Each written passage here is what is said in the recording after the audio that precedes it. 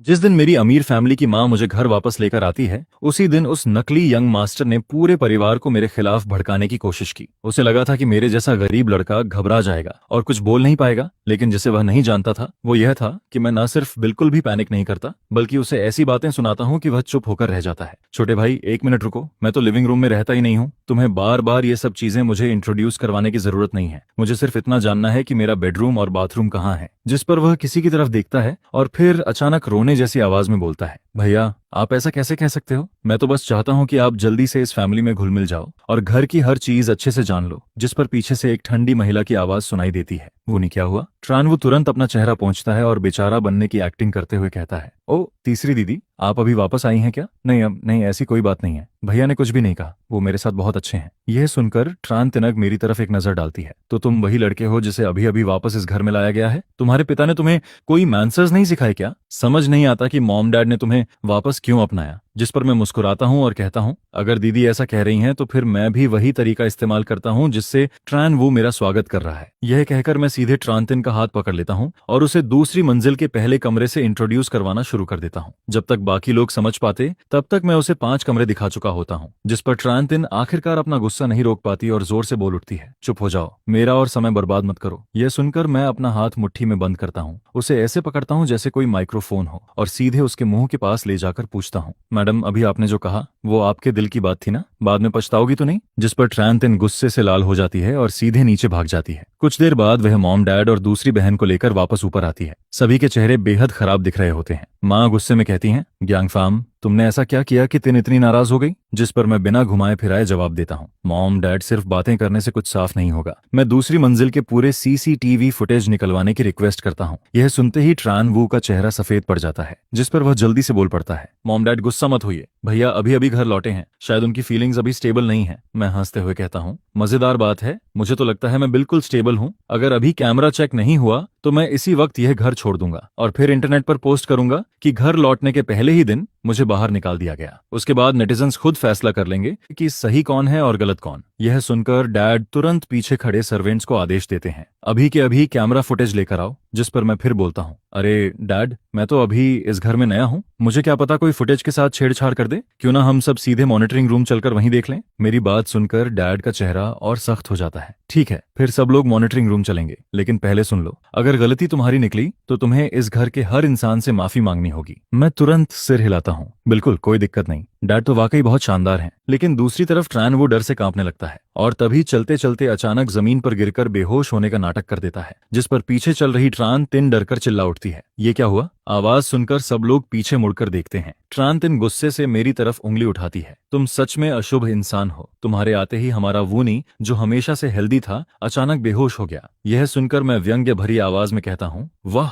कितना perfect timing है, बिल्कुल उन कमजोर विलन्स जैसा जो पैलेस ड्रामा में हमेशा बेहोश होने का नाटक करते हैं। और एकदम स्वस्थ इंसान का अचानक यूं बेहोश हो जाना भी थोड़ा अजीब नहीं लगता? ऊपर से उसकी आंखों की पुतलियां अभी भी हिल रही हैं। क्या किसी ने देखा नहीं? अगर भरोसा नहीं है तो उसकी पलकों को उठाकर देख लो। बेहोश इंसान और जागते हुए इंसान की आंखों में बहुत फर्क होता है। मेरी बात सुनकर बाकी लोगों की नजरें भी ट्रान वू पर शक से टिक जाती हैं। उधर ट्रान वू का दिल जोर जोर से धड़क रहा होता है, लेकिन फिर भी वह दांत भींचकर बेहोश होने की एक्टिंग जारी रखता है। जिस पर मैं फिर कहता हूँ, मॉम डैड कोई दिक्कत नहीं है, पहले हम कैमरा देख लेते हैं, फैमिली डॉक्टर को बुला लीजिए। वैसे भी आखिर में डॉक्टर यही कहेगा कि कुछ नहीं हुआ। हाँ, अगर फैमिली डॉक्टर पहले से खरीदा हुआ तो अलग बात है, तब शायद कोई ऐसी बीमारी बता दे जो सुनने में खतरनाक लगे, लेकिन असल में हो कुछ भी नहीं। यह सुनकर ट्रान ख्वांग नाराज होकर बोलती है, ग्यांगफाम, तुम अपने छोटे भाई पर शक कैसे कर सकते हो? जिसके जवाब में मैं कंधे उचकाता हूँ, क्या करूं, मैं तो उससे आज ही मिला हूँ, थोड़ा शक होना तो नॉर्मल बात है। वैसे फैमिली डॉक्टर को जल्दी बुलाओ, उसके बाद हमें कैमरा भी देखना है। हालांकि ट्रान खोंग मुझसे बेहद नफरत करती है, फिर भी वह डॉक्टर को कॉल कर देती है। यह देखकर मैं माँ का हाथ पकड़कर बाहर की तरफ खींचता हूँ और कहता हूँ, मॉम चलो ना, मुझे कैमरा रूम दिखाओ। जिस पर माँ मेरा हाथ छुड़ाकर कहती है, ग्यांगफाम छोड़ो, मुझे वूनी का ध्यान रखना है। अब मेरा धैर्य टूटने लगता है। अरे मॉम, आप कोई डॉक्टर तो है नहीं, उसे देखते रहने से क्या फायदा? कैमरा रूम कहाँ है? अगर आप मुझे नहीं ले गई तो मैं घर छोड़कर चला जाऊंगा। मेरी सख्त बात सुनकर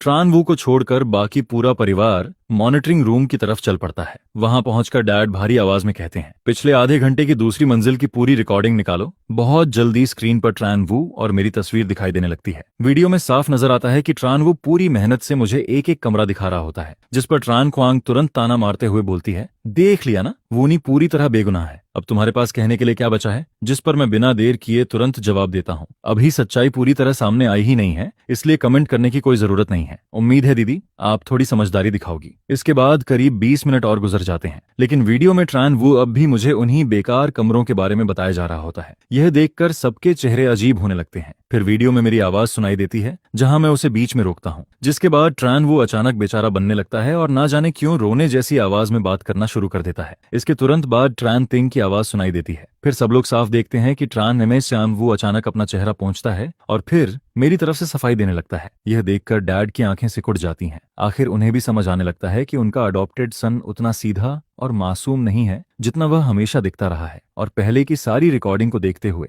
अब ट्रान वू का अचानक बेहोश होना भी किसी को रियल नहीं लग रहा होता। मॉम भी शायद उसके ड्रामे को समझ चुकी होती हैं। साथ ही उन्हें एहसास हो जाता है कि उन्होंने मुझ पर गलत शक किया था, जिस पर वह मेरी तरफ देखकर कहती हैं, ग्यांगफाम मुझे माफ दो, मुझे उस वक्त तुम पर शक नहीं करना चाहिए था। इसके बाद ट्रान तिन्ह हल्के से अपनी नाक छूती है और थोड़ी असहज आवाज में कहती है, वो छोटे भाई सॉरी, मुझसे गलती हो गई। तभी जब सब लोग अपने अपने काम के लिए निकलने ही वाले होते हैं, तभी मॉनिटरिंग रूम का दरवाजा खटखटाया जाता है। एक मेड अंदर आकर कहती है, sir madam second miss, family doctor आ गई हैं। यंग मास्टर वो अभी तक नहीं जागे हैं। थर्ड मिस ने मुझे आप सबको बुलाने के लिए भेजा है। यह सुनकर डैड का चेहरा और भी खराब हो जाता है। अब वह खुद देखना चाहते थे कि उनका अडॉप्टेड सन और कौन सा नया ड्रामा करने वाला है। चलो जाकर देखते हैं। जिस पर सभी लोग जल्दी से ट्रान वू के कमरे की तरफ बढ़ जाते हैं। वहां पहुंचकर मैं फैमिली डॉक्टर को देखता हूँ। वह काफी सुंदर और सौम्य दिख रही होती है, बिल्कुल उन फीमेल सपोर्टिंग कैरेक्टर्स जैसी जो सीईओ रोमांस स्टोरीज में हीरो के पीछे पागल रहती हैं। जिस पर मैं खुद से बड़बड़ाता हूँ, वाह इतनी जवान और खूबसूरत महिला। अगर इसे ट्रान वू पर क्रश हुआ होगा तो यह उसके लिए 100 तरह की अजीब बीमारियां बना सकती है। बीमारी ना हो तब भी बीमारी बता देगी। लेकिन मेरी यह बात पास खड़ी ट्रान थुंग सुन लेती है। उसी समय वह युवा डॉक्टर चिंतित आवाज में कहती है, सर मैडम, यंग मास्टर के बेहोश होने की वजह लंबे समय से जमा इमोशनल स्ट्रेस है।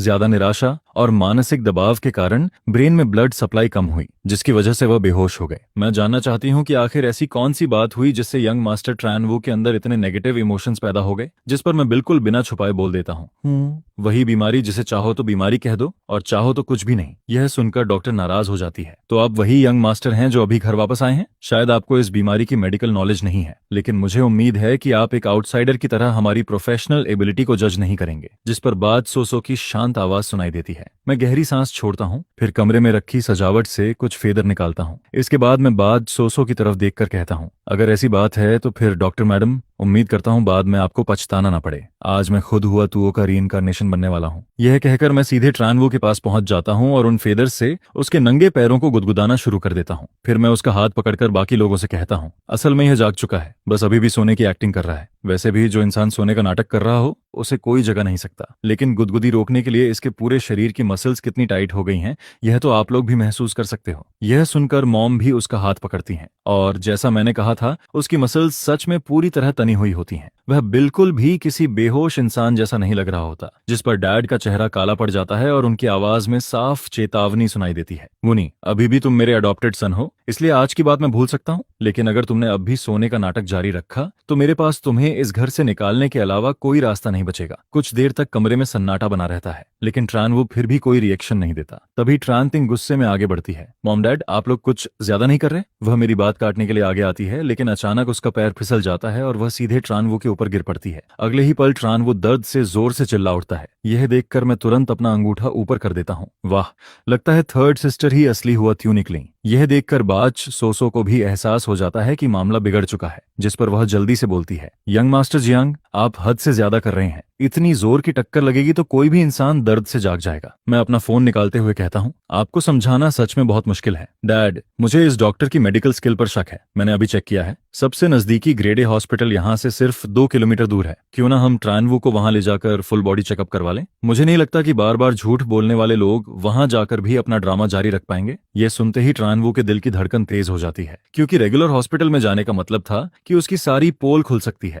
जिस पर वह तुरंत अपनी आंखें खोल देता है। उसकी आंखों में आंसू भर आते हैं। मॉम डैड, शायद मैं कल रात ठीक से सोया नहीं था, इसलिए बेहोश हो गया। वैसे अभी क्या हुआ और मेरा पेट इतना दर्द क्यों कर रहा है? यह सुनकर मॉम शांत लेकिन सख्त आवाज में कहती हैं, गियांगफा सही कह रहा है, वुनी, हम तुम्हें हॉस्पिटल लेकर जाएंगे। बेहोश होना कोई छोटी बात नहीं होती। मॉम की आवाज नरम जरूर होती है, लेकिन उसमें इनकार की कोई गुंजाइश नहीं होती, जिस पर ट्रान वू फिर फैमिली की चिंता करने का नाटक करता है। नहीं मॉम, मैं बिल्कुल ठीक हूँ, आपको परेशान होने की जरूरत नहीं है। लेकिन तभी मैं अपना फोन हिलाते हुए मुस्कुराता हूँ। वैसे मैंने अभी थोड़ी देर पहले ही 120 पर कॉल कर दिया था। टॉप हॉस्पिटल की एम्बुलेंस काफी देर पहले पहुंच चुकी होगी। चलो अब निकलते हैं। यह सुनते ही कुछ ताकतवर मेड्स आगे बढ़ती हैं और ट्रान वू को उठाकर ले जाने लगती हैं, जिस पर ट्रान वू डर के मारे बुरी तरह छटपटाने लगता है। और यह देखकर डैड की आंखें और भी ठंडी हो जाती हैं। डैड एक गहरी नजर से बाज सोसो को देखते हैं, जो इस वक्त साफ तौर पर घबराई हुई दिख रही होती है, जिसके बाद वह बिना कुछ कहे नीचे चले जाते हैं। उधर मेरे पास भी कोई खास काम नहीं होता, इसलिए मैं अपने फॉस्टर फादर के घर एक चक्कर लगाकर अपना कुछ सामान लेने चला जाता हूँ। जब मैं वापस लौटता हूँ और पहली मंजिल के दरवाजे से अंदर कदम रखता हूँ, तभी मुझे अंदर से किसी के रोने की आवाज सुनाई देती है।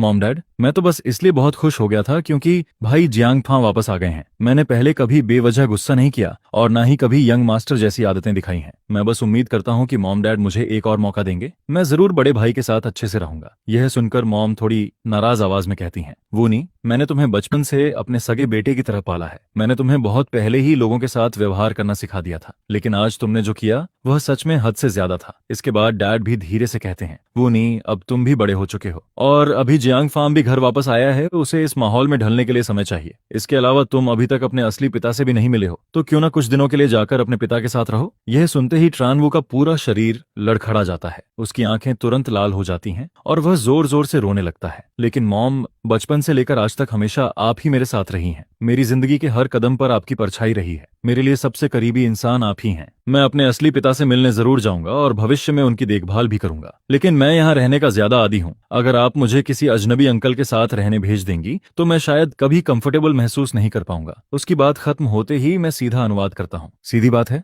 यह उस गरीब घर वापस नहीं जाना चाहता। यहाँ कितना आराम है, रोज मौज मस्ती, अच्छा खाना और ढेर सारा पैसा। वहां गया तो इसकी लाइफस्टाइल सीधा नीचे गिर जाएगी। ये सुनकर कमरे का माहौल थोड़ा अजीब हो जाता है, लेकिन मैं बिल्कुल सामान्य अंदाज में कहता हूँ, कोई बात नहीं, इसे यहीं रहने दीजिए। ये सुनते ही ट्रान वू राहत की सांस लेता है। जब वह देखता है कि मॉम डैड अब उसे भेजने की बात नहीं कर रहे हैं, तो उसके चेहरे का तनाव भी कम हो जाता है। हालांकि बाकी लोग कुछ नहीं कहते, लेकिन अब वे भी धीरे धीरे समझदार होने लगे थे। उनके मन में ट्रान वू की सालों से बनाई गई अच्छी इमेज में दरार पड़ना शुरू हो चुकी थी। इसके बाद मैं अपने कमरे में वापस लौट जाता हूँ। मैं अपना नाइट सूट निकालता हूँ और फिर टैबलेट खोलकर वही ब्लडी ड्रामा देखने लगता हूँ जिसे मैं इन दिनों लगातार देख रहा था। लेकिन ज्यादा समय नहीं गुजरता कि दरवाजे पर लगातार नॉक होने लगती है। दरवाजा खोलने पर सामने तान तिन और तान ख्वांग खड़ी दिखाई देती हैं। स्पष्ट था कि दोनों मेरे साथ रिश्ता सुधारना चाहती थीं। छोटे भाई, क्या कर रहे हो? मूवी देख रहे हो क्या? वैसे तीसरी मंजिल पर हमारे घर में एक बड़ा होम थिएटर भी है, अगर चाहो तो हम सब मिलकर वहां देख सकते हैं। यह सुनकर मैं सिर हिला देता हूँ। फिर कुछ स्नैक्स उठाता हूँ और हम तीनों जल्दी से थिएटर रूम की तरफ चले जाते हैं।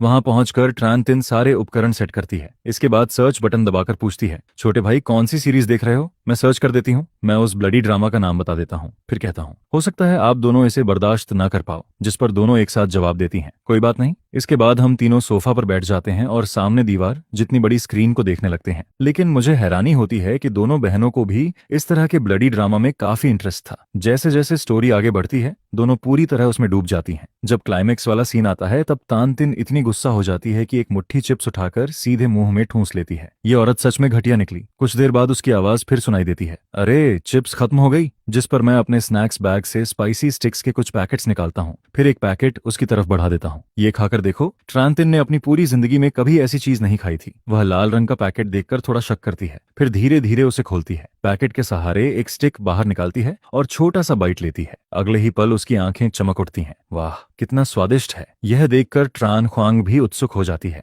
वह भी एक पैकेट खोलती है और खाना शुरू कर देती है। कुछ ही देर में दोनों बहनों के मुंह और हाथ तेल से भर जाते हैं और वे खाते खाते सीरीज भी देखती रहती हैं। उसी समय थिएटर रूम का दरवाजा खुलता है। ट्रान वो अंदर आता है और बनावटी मुस्कान के साथ कहता है, सेकंड सिस्टर, थर्ड सिस्टर, आप लोग क्या देख रही हो? जिस पर ट्रान ख्वांग जवाब देती है, एक वेब ड्रामा देख रहे हैं। यह सुनकर ट्रान वो मुस्कुराता है। ऐसी चीजें तो पूरी तरह बेकार होती हैं। सच में आप दोनों को बहुत तकलीफ हो रही होगी। आप लोग सिर्फ भाईजी फार्म का साथ देने के लिए ये सब देख रही हैं ना, सटेरिकली है ना? अगर आप बिजी हैं तो चली जाइए, मैं यहीं रुककर भाई का साथ दे देता हूँ। उसकी बात पूरी भी नहीं होती कि ट्रांतिन झुंझलाकर बोल पड़ती है, अरे बस भी करो, अभी अभी वाला डायलॉग मैं ठीक से सुन भी नहीं पाई। वह इस वक्त सबसे रोमांचक सीन देख रही होती है और बीच में रुकावट आने से बेहद परेशान हो जाती है। कृपया बाहर जाओ और दरवाजा बंद कर दो। बाहर की लाइट स्क्रीन पर पड़ रही है। मैं भी सिर घुमाकर उसकी तरफ देखना तक जरूरी नहीं समझता। यह देखकर ट्रान तिन और जल्दी से कहती है, मुनी जल्दी बाहर जाओ ना, सच में बहुत चुभ रही है वो रोशनी। ट्रान वो यह देखकर हैरान रह जाता है कि दोनों बहनें उसकी तरफ देख तक नहीं रही थीं।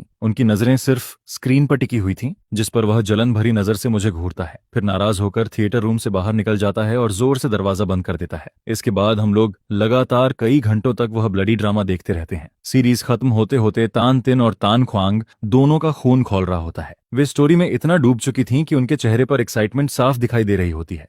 तभी दरवाजे पर फिर नॉक होती है। एक मेड बाहर से कहती है, second miss, third miss, fifth young master, dinner का समय हो गया है। मास्टर और मैडम ने आप सबको नीचे बुलाया है। यह सुनते ही तान तिन उत्साह से उछल पड़ती है। चलो चलो नीचे चलते हैं, खाना खाकर वापस आएंगे और आगे देखेंगे। इस वक्त वह इतनी एक्साइटेड होती है कि उसे लगता है आज वह लगातार 20 एपिसोड्स और खत्म कर सकती है। इसके बाद हम तीनों नीचे डाइनिंग हॉल में पहुंचते हैं, लेकिन आज डाइनिंग टेबल पर एक अतिरिक्त सीट लगी होती है। उस सीट पर एक महिला बैठी होती है। उसके चेहरे पर सख्ती और पूरे शरीर से एक ऊंचे दर्जे का ऑरा निकल रहा होता है, जिस पर ट्रान तिन्ह हैरानी से कहती है, बिग सिस्टर आप वापस आ गई। इसके बाद ट्रान ख्वांग मेरी तरफ देखकर बताती है, ये हमारी बड़ी बहन है, इनका नाम ट्रान हुआंग है। फिर वह दोनों का परिचय करवाती है। बिग सिस्टर ये हमारे असली छोटे भाई हैं, गियांग फाम। और इसी के साथ पहली बार ट्रान हुआंग की नजरें मेरे ऊपर टिकती हैं। मैं सिर उठाकर देखता हूं तो ट्रान हुआंग ठंडी नजरों से उस लड़के की तरफ देखती है, लेकिन कोई और रिएक्शन नहीं देती है, जिस पर वह मेरी तरफ देखने के बजाय पूछती है, त्याओ वो कहाँ है? खाने का टाइम हो गया है, लेकिन अभी तक नीचे क्यों नहीं आया? यह सुनते ही ट्रान ख्वांग के चेहरे की मुस्कान एक पल में जम जाती है। उसे बिल्कुल उम्मीद नहीं थी कि बड़ी बहन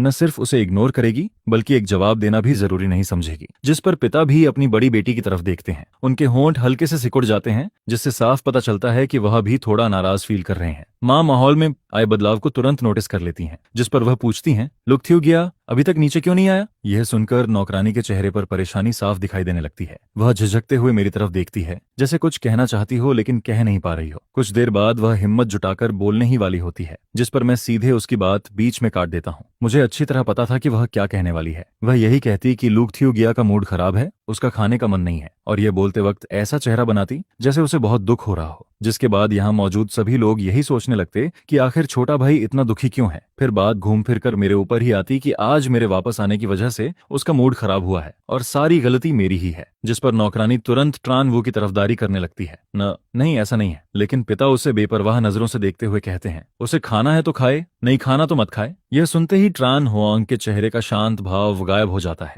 वह तुरंत अपनी कुर्सी से खड़ी हो जाती है। पापा आप क्या कह रहे हैं? आप उसके साथ ऐसा कैसे कर सकते हैं? जिस पर ट्रान हुआंग मेरी तरफ देखकर आधी मुस्कान के साथ ताना मारती है। तुम्हारे पास तो काफी तरीके हैं। मैं बिना झिझके जवाब देता हूँ, अच्छा तो जरा डिटेल में बताइए। जिस पर वह ठंडी हंसी हंसते हुए कहती है, तुम्हारे वापस आते ही वुनी हमारे घर में खाना खाने तक की हिम्मत नहीं कर पा रहा है। हालांकि मैं अभी अभी वापस आई हूँ और मुझे नहीं पता यहाँ क्या हुआ है, लेकिन तुमने माँ पापा और दूसरे भाई बहनों को अपनी तरफ कर लिया, फिर भी कहते हो कि तुम्हारे मन में कोई चाल नहीं है। यह सुनकर मैं तुरंत पलटकर जवाब देता हूँ, पहली बात मैं इस घर का बच्चा हूँ, सही है ना? मैं वापस आया हूँ और मुझे माँ पापा और भाई बहनों का प्यार मिलता है। यह सिर्फ साबित करता है कि मेरा परिवार मेरे साथ अच्छा व्यवहार करता है। इसमें मेरी चालाकी कहाँ से आ गई? क्या मैं अपने परिवार का प्यार पाने के लायक नहीं हूँ? दूसरी बात, एक सक्सेसर कैंडिडेट होकर भी आप सही गलत जाने बिना फैसला सुना देती हैं। अगर आपके कॉम्पिटिटर्स को यह बात पता चल गई तो वह आपको आसानी से बर्बाद कर देंगे। और आखिरी बात, आपका और उसका कोई ब्लड रिलेशन नहीं है। आप उसकी इतनी प्रोटेक्शन कर रही हैं कि मुझे आपके रिश्ते पर ही शक होने लगता है। क्या आप अडॉप्टेड सन और हेयर के बीच कोई शॉकिंग लव स्टोरी बनाना चाहती हैं? मेरी बात सुनते ही ट्रान हुआंग का चेहरा गुस्से से लाल पड़ जाता है। पापा देखिए ना, ये कैसी बातें कर रहा है। लेकिन तभी माँ अचानक बोल पड़ती हैं, पतिदेव हमारी बेटी को अभी और ट्रेनिंग की जरूरत है, क्यों ना इसे कुछ समय के लिए विदेश वाले प्रोजेक्ट पर भेज दिया जाए।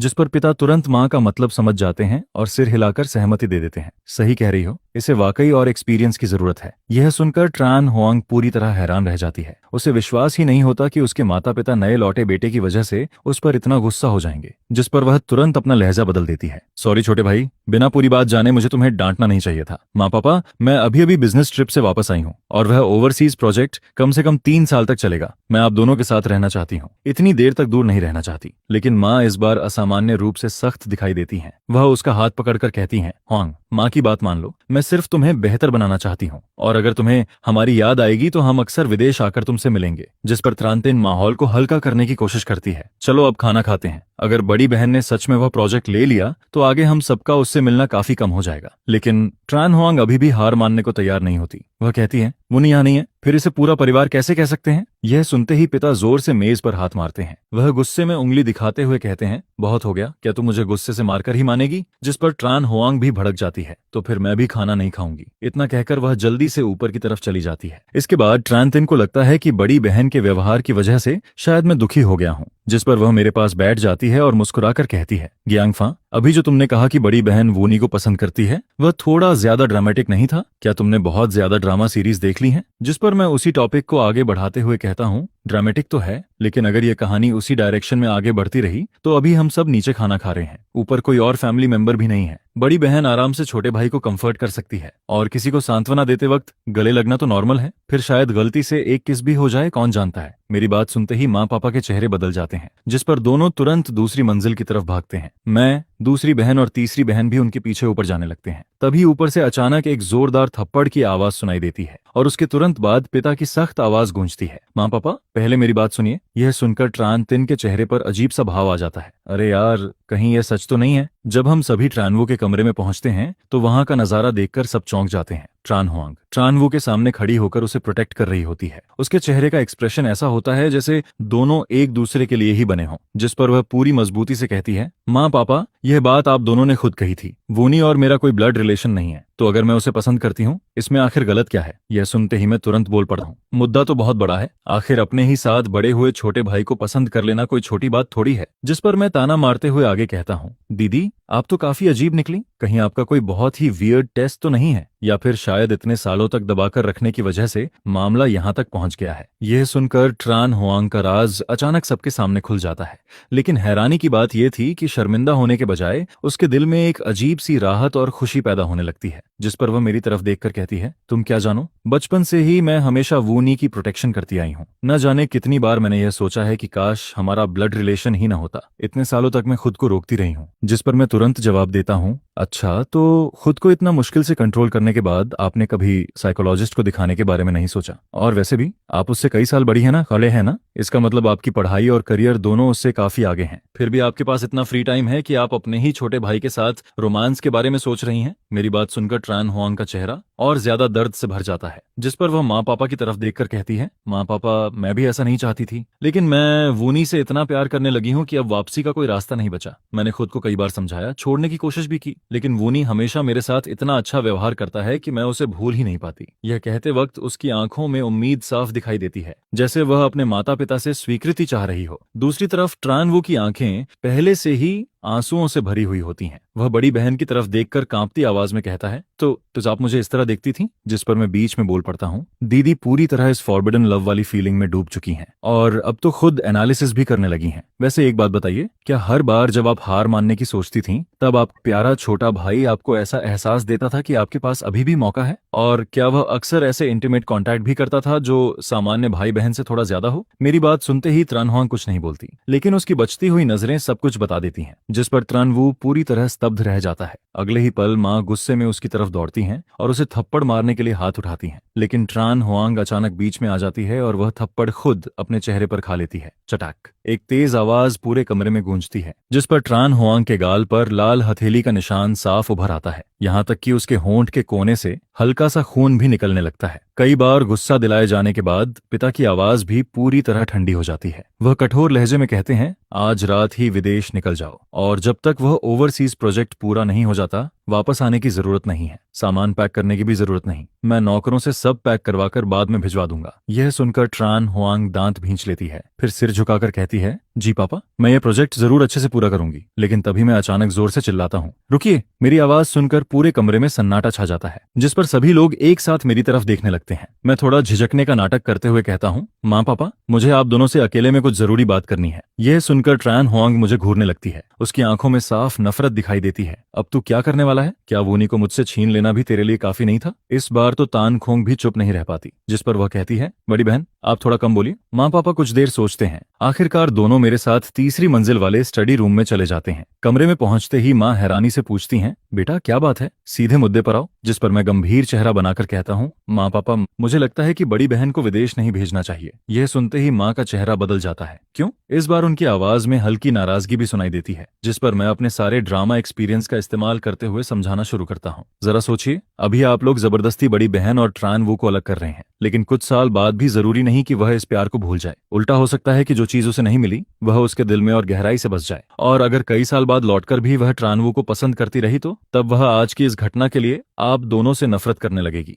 हो सकता है वह मन ही मन आप दोनों के खिलाफ हो जाए, और जब आप दोनों बूढ़े हो जाएंगे तब बड़ी बहन कंपनी की पावर भी छीन सकती है, और पावर मिलने के बाद सारे विरोधियों को हटाना उसके लिए मुश्किल नहीं होगा। उस वक्त आप दोनों चाहकर भी कुछ नहीं कर पाएंगे। मेरी बात सुनकर माँ पापा दोनों के चेहरे बदल जाते हैं, जिस पर माँ घबराकर पूछती हैं, तो फिर क्या करना चाहिए? मैं थोड़ा सोचने का नाटक करके कहता हूँ, आगे जो मैं कह रहा हूँ वह सिर्फ मेरी पर्सनल सजेशन है। आप चाहें तो इसे रेफरेंस की तरह ले सकती हैं। आप लोग साफ कह दीजिए कि अगर बड़ी बहन ट्रानवू के साथ रहना चाहती है तो परिवार उससे सारे रिश्ते खत्म कर देगा। और ये सिर्फ धमकी नहीं होनी चाहिए, बल्कि एक्शंस भी लेने होंगे। जैसे कंपनी में उसकी सारी अथॉरिटी वापस ले लीजिए, उसके बैंक कार्ड्स फ्रीज कर दीजिए, और बाहर की दुनिया को भी बता दीजिए कि उसका परिवार से कोई संबंध नहीं है। माँ पापा ध्यान से मेरी बात सुनते रहते हैं, जिस पर मैं आगे समझाता हूँ, ऐसा होने पर शायद बड़ी बहन इस अंतर को सहन नहीं कर पाएगी। तब उसे अपनी असली स्थिति समझ आएगी, और हो सकता है ट्रानवू भी किसी ऐसी लड़की को स्वीकार न करे जो अब अमीर परिवार की बेटी नहीं रही। तब बड़ी बहन को उसका रियल चेहरा भी दिखाई दे जाएगा। बेशक यह सिर्फ मेरी सलाह है, क्या पता दोनों सच में एक दूसरे के लिए बने हों। अगर सच में ऐसा है तो कुछ साल ऑब्जर्व कर लीजिए, और अगर इतने साल बाद भी दोनों का प्यार नहीं बदलता तो फिर उन्हें साथ रहने दीजिए।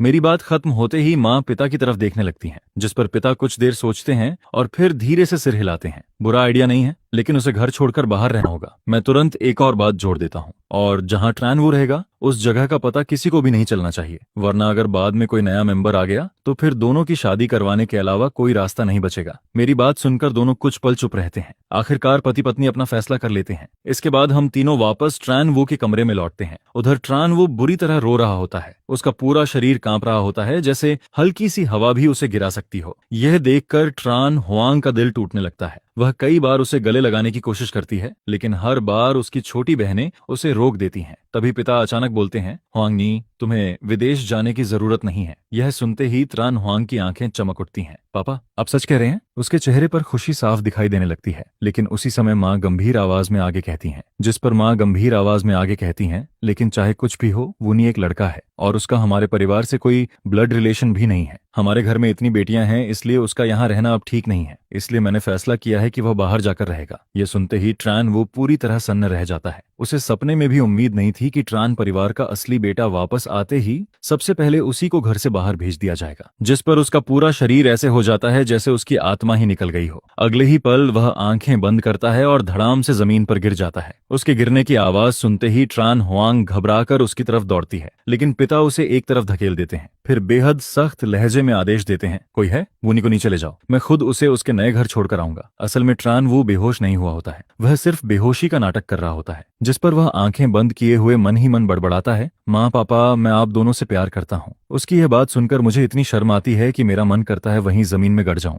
हे भगवान, यह कैसा इंसान है? अभी अभी नकली बेहोश हुआ है और तुरंत सपने में बड़बड़ाना भी शुरू कर दिया। यह तो हद से ज्यादा बेवकूफी वाली बात है। जिस पर माँ भी ट्रान वू को सिर से पैर तक देखती हैं। आखिर में उनके मुंह से सिर्फ एक भारी सांस निकलती है। कुछ देर बाद जब ट्रान वू को लगता है कि उसे कार की पिछली सीट पर लिटा दिया गया है, तो वह धीरे से आंखें खोल देता है, लेकिन उसे बिल्कुल उम्मीद नहीं थी कि माँ भी उसे छोड़ने साथ आएंगी। उसी वक्त माँ पीछे मुड़कर उसकी तरफ देखती हैं और संयोग से दोनों की नजरें आपस में मिल जाती हैं, जिस पर ट्रान वू तुरंत दोबारा आंखें बंद करना चाहता है, लेकिन उससे पहले माँ पूछ बैठती हैं, वुनी, क्या तुम हुआंगनी को पसंद करते हो? यह कहते हुए माँ चुपचाप अपनी जेब में रखे फोन का रिकॉर्डिंग बटन भी ऑन कर देती हैं, जिस पर ट्रान वो आंखें लाल करते हुए सोचने का नाटक करता है। फिर कहता है, माँ, बेशक मैं उन्हें पसंद करता हूँ, लेकिन मेरा पसंद करना सिर्फ एडमिरेशन है। मैं बड़ी बहन की इज्जत करता हूँ।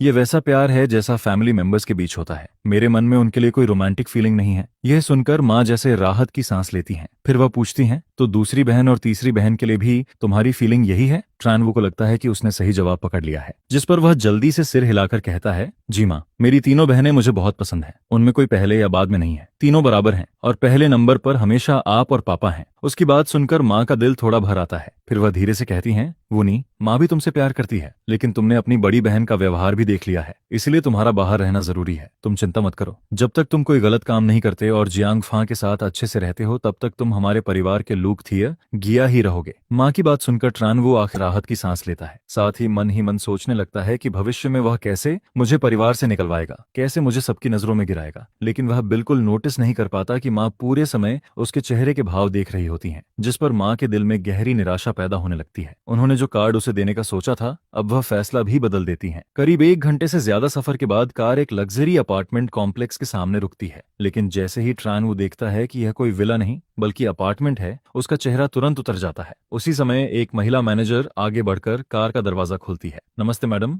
नमस्ते लुक थ्यू गया, मैं उस फ्लोर की मैनेजर हूँ जहाँ आप रहेंगे। मेरा सरनेम हाँ है, अगर कभी कोई जरूरत हो तो आप सीधे मुझे कॉल कर सकते हैं, ये मेरा बिजनेस कार्ड है। लेकिन ट्रान वू वह कार्ड लेने के बजाय सीधे माँ से लिपट जाता है और जोर जोर से रोने लगता है। माँ, मैं अकेला नहीं रहना चाहता, मुझे आप सबकी बहुत याद आएगी। जिस पर मैनेजर हाँ मुस्कुराते हुए कहती हैं, लुक थ्यूजिया, हमारा यह एरिया बहुत सुरक्षित है, अगर आपको अकेलापन महसूस हो तो आप अपने नेबर्स से दोस्ती कर सकते हैं। आपके आसपास लगभग सभी युवा पुरुष रहते हैं, उनमें कई आपकी उम्र के भी हैं, मुझे यकीन है कि आपकी उनसे अच्छी बनेगी। यह सुनकर माँ धीरे धीरे उसकी पीठ थपथपाती हैं, फिर उसे अपने से अलग कर देती हैं। साथ ही मैनेजर हा को आंखों से इशारा करती हैं, जिस पर मैनेजर हा तुरंत ट्रान वू को एक तरफ ले जाती हैं और इसी मौके का फायदा उठाकर माँ वापस कार में बैठ जाती हैं। दरवाजा लॉक करते हुए वह कहती हैं, बेटा अब तुम बड़े हो गए हो, तुम्हें इंडिपेंडेंट होना भी सीखना चाहिए, माँ को अभी कुछ जरूरी काम है। इतना कहकर वह ट्रान वू को प्रतिक्रिया देने का मौका तक नहीं देती, जिस पर ड्राइवर भी तुरंत कार स्टार्ट कर देता है।